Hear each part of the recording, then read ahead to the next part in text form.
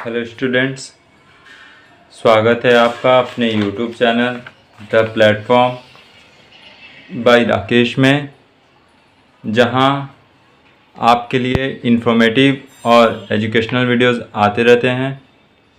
तो आज हम एक बार फिर से उपस्थित हुए हैं आपके सामने क्लास 9 डेमोक्रेटिक पॉलिटिक्स सिविक्स लेकर। आज हम लोग chapter 1 what is democracy, Y democracy पढ़ रहे हैं। आज हम लोग चैप्टर 1 में टॉपिक पढ़ेंगे आर्गुमेंट्स फॉर डेमोक्रेसी। आज का टॉपिक है आर्गुमेंट्स फॉर डेमोक्रेसी। पिछली बार हम लोगों ने आर्गुमेंट्स अगेंस्ट डेमोक्रेसी पढ़ा था। इस बार हम लोग आज आर्गुमेंट्स फॉर डेमोक्रेसी पढ़ेंगे। तो बिना टाइम को वेस्ट किए हुए हम लोग शुरू करते हैं अपना topic arguments for democracy. China's famine of 1958 to 1961 was the worst recorded famine in the world history। इसको अंडरलाइन कर लीजिएगा आप लोग। चाइना का अकाल जो पड़ा था 1958 से 1961, इसको रिकॉर्ड किया गया है दुनिया के इतिहास में कि सबसे बुरा अकाल पड़ा था। चाइना का अकाल जो 1958 से 1961 तक रहा। इस फैमाइन में इस अकाल में लगभग 3 करोड़ पीपल मारे गए थे।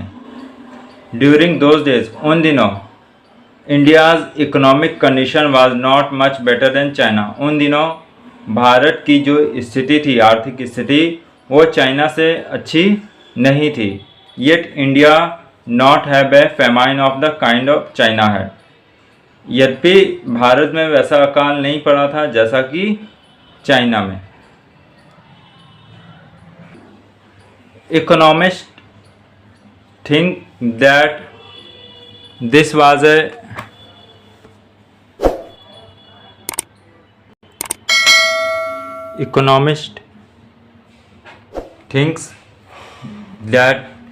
a result of different government policies in the two countries। अर्थशास्त्रियों का मानना था कि ये एक सरकार का अलग अलग सरकार का एक रिज़ल्ट है, अलग अलग सरकार की नीतियों का एक रिजल्ट है इन द टू कंट्रीज, दो देशों में, भारत और चाइना में। The existence of democracy in India made the Indian government respond to food scarcity in a वे।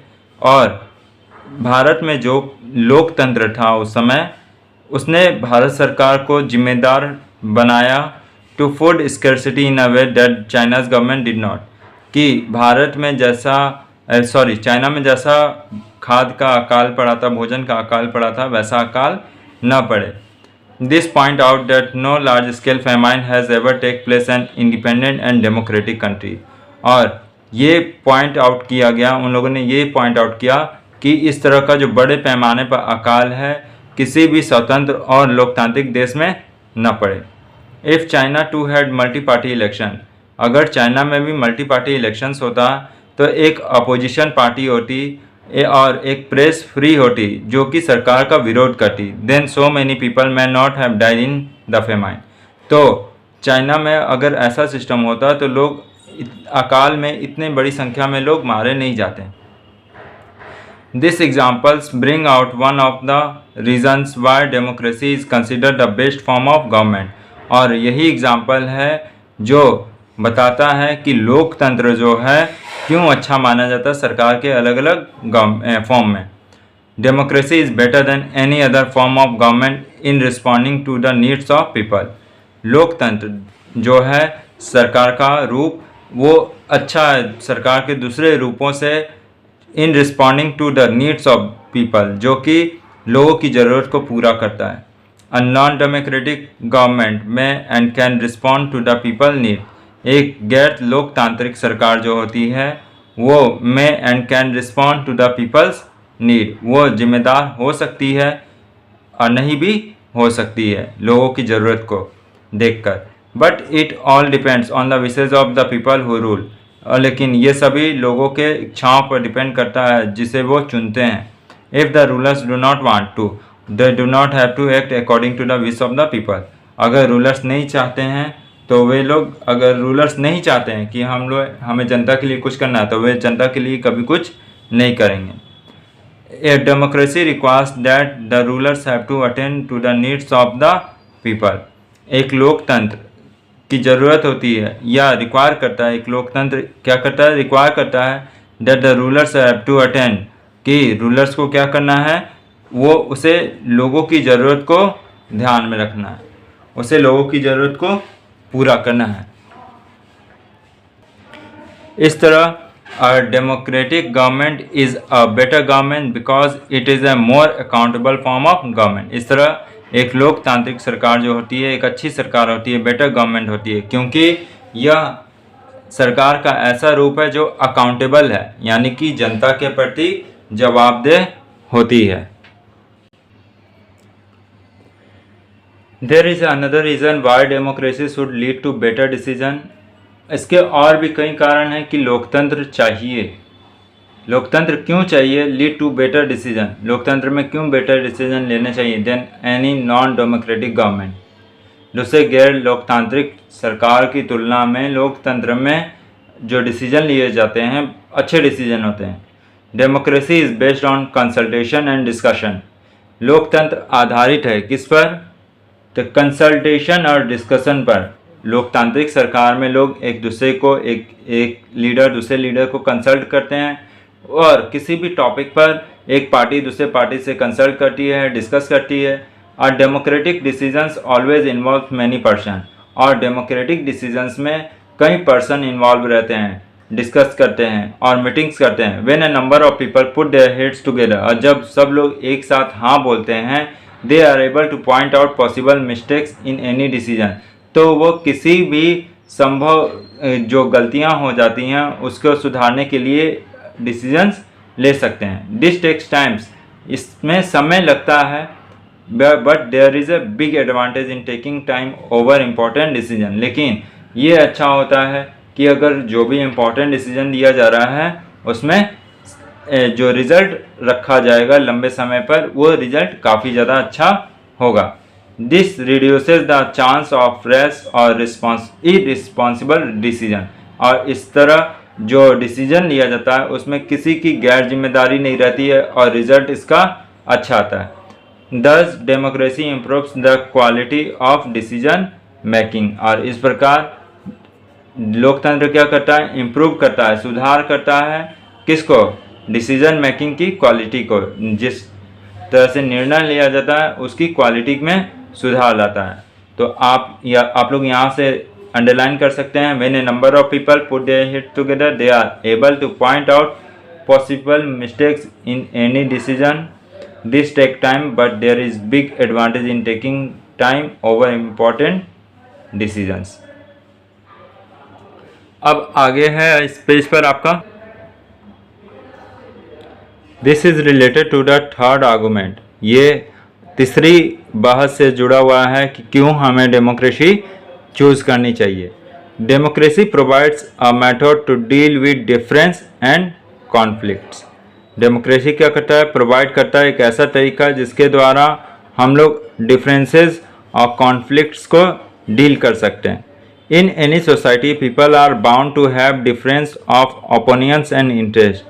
अलग अलग समाजों में, in any society peoples are bound, किसी भी समाज में आप चले जाएं तो लोग क्या हैं?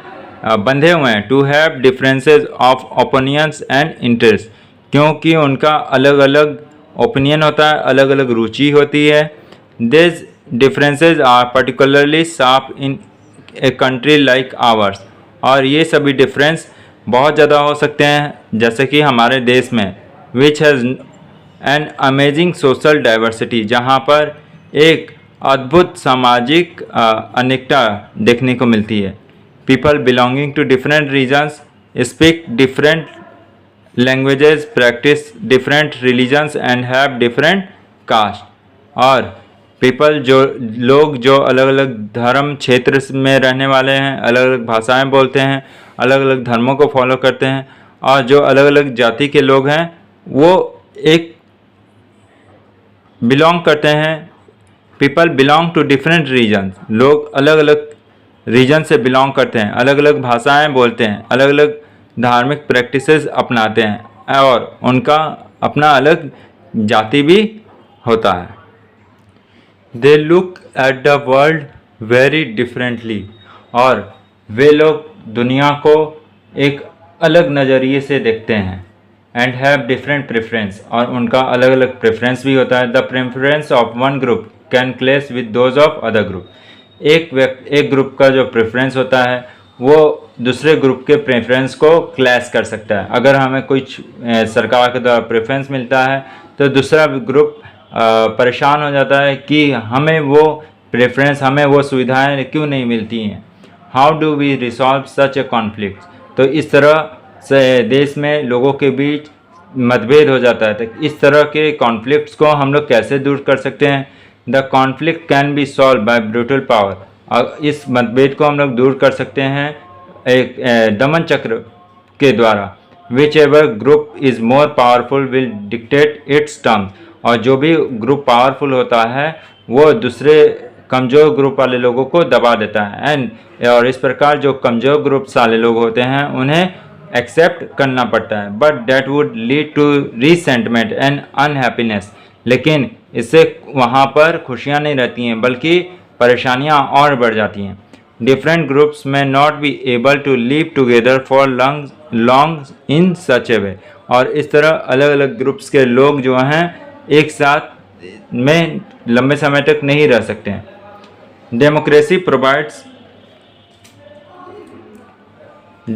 Provides the only peaceful solution to this problem, और इस तरह की प्रॉब्लम्स अगर हो जाती है तो उसको कौन सॉल्यूशन प्रदान करता है, democracy.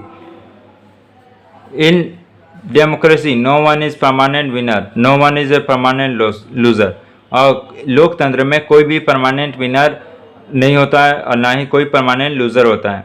Different groups can live with one another peacefully, अलग अलग ग्रुप्स के लोग एक साथ रह सकते हैं। In a diverse country like India, Bharat जैसे डाइवर्स कंट्री में। Democracy keeps our country together, एक लोकतंत्र है जो कि हमारे देश को बांधे हुए एक साथ रखता है। These arguments were about the effects of democracy on the quality of government, और ये सभी तीनों आर्गूमेंट्स जो हम लोगों ने पढ़ा, पहला आर्गूमेंट्स था a democratic government is better government because it is a more accountable form of government। दूसरा था कि democracy improves the quality of decision making, और तीसरा था democracy provides a method to deal with difference and conflicts. तो ये जो 3 arguments थे जो कि फॉर डेमोक्रेसी के लिए थे, ये मेरिट हैं, ये these are the merits of democracy. These 3 arguments were about the effects of democracy on the quality of government, और ये जो आर्गूमेंट्स थे डेमोक्रेसी के वो सरकार की क्वालिटी पर प्रभावित डालते हैं और सामाजिक जीवन पर भी प्रभाव डालते हैं।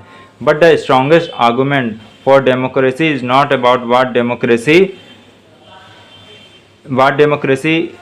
डज टू द गवर्नमेंट, लेकिन सबसे जो स्ट्रॉन्गेस्ट आर्गूमेंट है लोकतंत्र का वो ये नहीं है कि लोकतंत्र सरकार को कैसे प्रभावित करता है। It is about what democracy does to the citizen, ये वो है जिससे पता चलता है कि लोकतंत्र नागरिकों के लिए क्या करता है। Even if democracy does not bring about better decision, यद्यपि कभी कभी डेमोक्रेसी अच्छा डिसीजन नहीं लाता एंड अच्छी सरकार नहीं लाता, it is still better than other form of government, लेकिन फिर भी यह दूसरे सरकार के दूसरे रूप से अलग है। इस प्रकार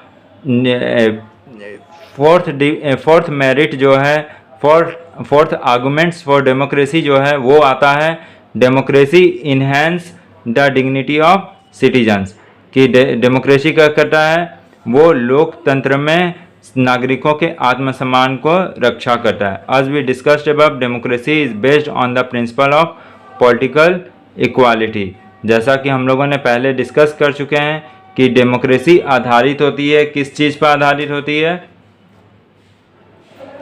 वो आधारित होती है पॉलिटिकल इक्वालिटी के नियम पर, राजनीतिक समानता के नियम पर आधारित होती है। On recognizing that the poorest and the least educated has the same status as the rich and the educated. On recognizing that the poorest and the least educated, recognize करने पर पता चलता है कि जो गरीब होते हैं, जो कम एजुकेटेड होते हैं, उनका सेम स्टेटस होता है जो अमीर होते हैं और जो एजुकेटेड लोग होते हैं एक लोकतंत्र में। People are not subjects of a ruler, लोग किसी रूलर के प्रति जवाबदेह नहीं होते हैं। They are the rulers themselves, वो खुद रूलर्स होते हैं।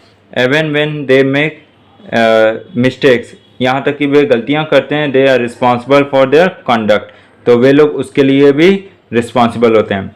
Finally democracy is better than other form of government because it allows us to correct its own mistake. और इस प्रकार डेमोक्रेसी एक अच्छा गवर्नमेंट माना जाता है, गवर्नमेंट का एक अच्छा फॉर्म माना जाता है जो कि अपनी गलतियों को सुधारने का मौका देता है। As we say above, there is no guarantee that mistakes cannot be made in democracy। जैसा कि हम लोगों ने ऊपर देखा कि ऐसा कोई गारंटी नहीं होता है जिससे पता चलता है कि गलतियां जो हैं वो लोकतंत्र में नहीं हो सकती हैं। No form of government can guarantee, कोई सरकार का कोई भी ऐसा रूप गारंटी नहीं दे सकता है कि वो गलतियां नहीं करेगा। The advantage in a democracy is that such mistake can not be hidden, लेकिन एक फ़ायदा डेमोक्रेसी का ये होता है कि इस तरह की गलतियों को छिपाया नहीं जा सकता। There is a space for public discussion on this mistakes, इन गलतियों पर जनता के डिस्कशन के लिए स्पेस रहता है। And there is a room for correction, और उन गलतियों को सुधारने के लिए एक रूम भी होता है जहाँ पर उन गलतियों को सुधारा जा सकता है। Either the rulers have to change, यहाँ तक कि रूलर्स चेंज हो जाते हैं। Either the rulers have to change their decision, यहाँ तक कि रूलर्स को अपना डिसीजन चेंज करना पड़ता है। और the rulers can be change, या तो रूलर्स चेंज हो जाते हैं। This can not happen in a non democratic government, ऐसा नॉन डेमोक्रेटिक गवर्नमेंट में नहीं होता है। Let us sum it up, democracy can not get us everything and it is not the solution to all problems. Democracy हमें सब कुछ नहीं दे सकता है, can not get us everything and it is not the solution to all problems, और ये सभी समस्याओं का हल नहीं है। लेकिन इससे ये क्लियर होता है कि डेमोक्रेसी जो है अदर फॉर्म ऑफ गवर्नमेंट से काफ़ी ज़्यादा बेटर होती है than any other alternative that we know. If it offers better chances of a good decision, और ये ऑफर करता है अच्छे चांसेस जिससे डिसीजन अच्छा है। It is likely to respect people's own wishes, और इसमें जनता के विशेष को ध्यान में रखा जाता है। And allow different kinds of people to live together, और इस लोकतंत्र वाले देश में लोग अलग अलग धर्म के लोग, अलग अलग जाति के लोग एक साथ रह सकते हैं। Even when it fails to do some of this things, यहाँ तक कि डेमोक्रेसी कुछ काम को करने में फेल भी हो जाती है। It allows a way of correcting it's mistake, और लेकिन डेमोक्रेसी अपनी गलतियों को सुधारने का तरीका भी प्रदान करती है। And offers more dignity to all citizen, और सरकार के अदर फॉर्म ऑफ गवर्नमेंट से डेमोक्रेसी जो है सभी नागरिकों को डिग्निटी प्रदान करती है। That is why democracy is considered the best form of government, और इसलिए डेमोक्रेसी को एक लोकतंत्र का एक अच्छा रूप माना जाता है। तो आप लोग यहाँ से इसको लगा सकते हैं। अगली बार हम लोग, तो आज हम लोगों ने इस पेज को क्लियर किया है, पेज नंबर 12 को क्लियर कर लिया। आर्गूमेंट्स फॉर डेमोक्रेसी को टॉपिक क्लियर किया है आज हम लोगों ने। अगली बार हम लोग ब्रॉडर मीनिंग ऑफ डेमोक्रेसी पढ़ेंगे, जो कि आपका ये लास्ट टॉपिक है। और इस टॉपिक के बाद आपका सिविक्स का what is democracy, Y democracy, ये चैप्टर जो है क्लियर हो जाएगा। नेक्स्ट टाइम्स हम लोग पढ़ेंगे ब्रॉडर मीनिंग ऑफ डेमोक्रेसी। अब और आज आपका आर्गूमेंट्स फॉर डेमोक्रेसी क्लियर हो गया, जिसको आप लोग फॉर मेरिट्स ऑफ डेमोक्रेसी भी कर सकते हैं टॉपिक। इसमें दो तरह के क्वेश्चन पूछे जा सकते हैं, what are the different arguments for democracy या what are the merit of democracy. तो इस चारों जो पॉइंट्स मैंने बताए हैं आप लोग इसको कॉपी में लिखकर याद कर लीजिए। और फिलहाल मैंने जो नोट्स आपको अंडरलाइन कर दिए हैं इन नोट्स को भी आप लोग पॉइंट आउट कर एक कॉपी में नोट कर लीजिए या बुक में पॉइंट आउट कर लीजिए। इससे आपको काफ़ी बेनिफिट एग्ज़ाम में होगा, रिज़ल्ट आपके अच्छे आएंगे। और आज के लिए इतना ही, मिलते हैं अगली बार ब्रॉडर मीनिंग ऑफ डेमोक्रेसी नए टॉपिक के साथ। तब तक के लिए थैंक यू।